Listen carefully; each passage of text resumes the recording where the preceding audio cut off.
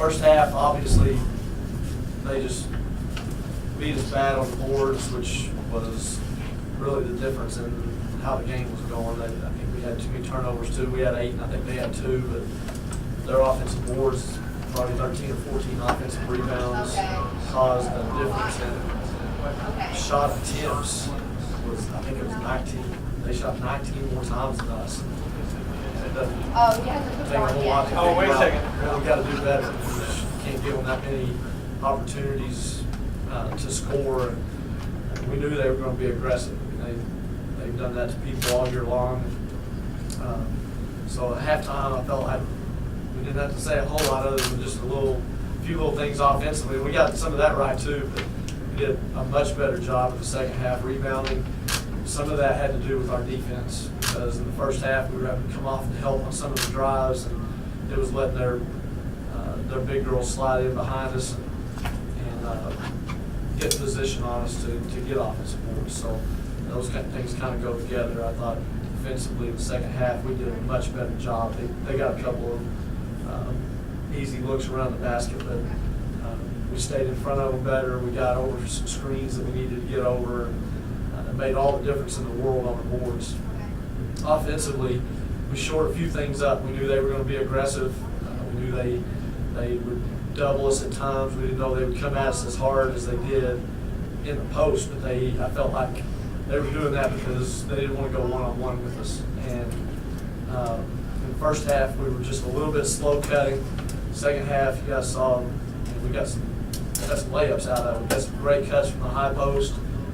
We were getting some post touches, which was helping, and laid some balls off the glass, got some offensive rebounds, three-point plays. All that stuff wears on the other team, and when you do that, the crowd also got into it. I can't say enough about that. I mean, they were worse than points tonight, and how much fun is that to play in front of, and be a part of. So that's a lot of thoughts. That was kind of going through my mind on as the game was going on. We needed to shore up some things and just execute a little bit better. But these girls just battled. I don't think they heard a word I said because I couldn't even hear myself screaming at the top of my lungs. So I probably had very little to do with it. Coach, we're Steph Resource Business, and we just want to get your thoughts on that senior rate. When you needed a bucket, she gave you a bucket, and she wound up with 16 points for the game. That's what you've been saying all year long. Yeah, we knew we needed to get to the basket a few times and to loosen their pressure up out on the perimeter, because we knew they were going to get up and pass the lanes and have great ball pressure. And right off the bat, she was getting to the basket and made a couple of huge finishes, getting bumped and still making a shot. So, and even when you don't make those shots, you're still breaking the defense down. And I think that's something that opens some things up for other people. But it takes for somebody to do that. And, I mean, I brag on Andy all the time about how tough she is, how great a shape she's in, and that pays off in games like this, just physical games, games that you got to play more minutes probably than you normally do. And if we tell her a time to run on the track, she gets it every time. She's never missed one. She didn't love it, but she has never missed one. And to be able to play on a high level, put her in great shape. This is the toughest person I've ever been around. Andy, what was the move on your locker room in the second quarter? Can you share? No locker room secrets only. No. I mean, we just went in there and said, guys, this isn't us. I think we were just trying to do things ourselves, and it wasn't selfish plays or anything like that. Just this atmosphere, this type of game, and some of us never playing in this, well, none of us, but, in big games like this, it's just hard because you're trying to think and you can't even hear. My ears are still ringing from out there from the great crowd. But I just said, guys, this isn't us. We're way better than this. And another thought that was on in there was, we're down by 14. We've come back from way worse, And so it's just great when you have a team that can realize when it's us that's messing up and come together instead of falling apart. And I think that's what has helped us win, and what's helped us come this far is we're just together all the time. And I mean, that's very cliche and we say that all the time, but I mean, we want to win for who's next to us. We don't care for us or anything. We're just out there trying to win as a team. Carolyn, at what point in the second inning did you guys feel like this is possible, we got this? Well, I think the start of the third quarter was kind of shaky for us, and we were just kind of trading buckets. But then at the end, we really started pounding it in there and started to chip out the lead. I think at the end of the third quarter, I was like, man, we got this. Coach Aaron Alexander, HU16. Man, it seems like this is the year for the comeback for your team. Can you speak just a little bit more to the resiliency of the team? I mean, it starts with the senior. I mean, just she's the other players on this team know what she expects, and she rubs them the wrong way sometimes, and they'll tell you that. But they know where her heart is and what her desires are as far as competing and getting after it, and that's where it starts. I mean, like she said, you do this for the person next to you, and we don't make things easy, especially in the fall with how hard we do stuff. If you don't play that way and don't have that mentality, then we're just wasting our time doing that. And I think the buying in part, every coach talks about teams buying into what you're trying to do. And it's not like we do anything more special than anybody else as far as the X's and O's and those kind of things.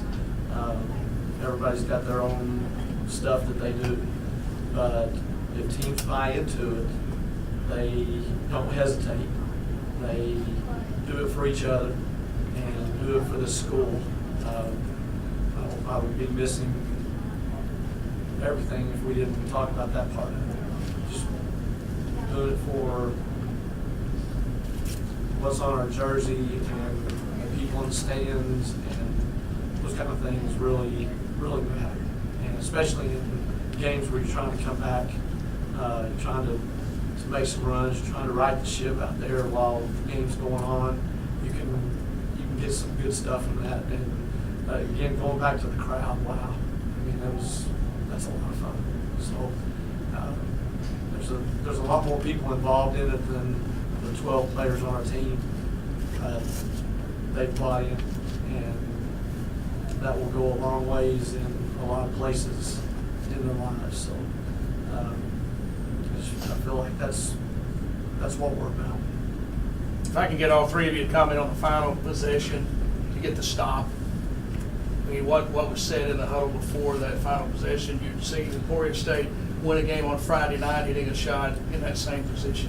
I almost called the timeout again just to see what their set was going to be, but they do a lot of things out of the same set. There's not many side OBs in the game, so you really can't go off of what previously took place. And so they've got something drawn up. We did a good job. We just said we're going to switch all screens and come off, not letting somebody get to the basket.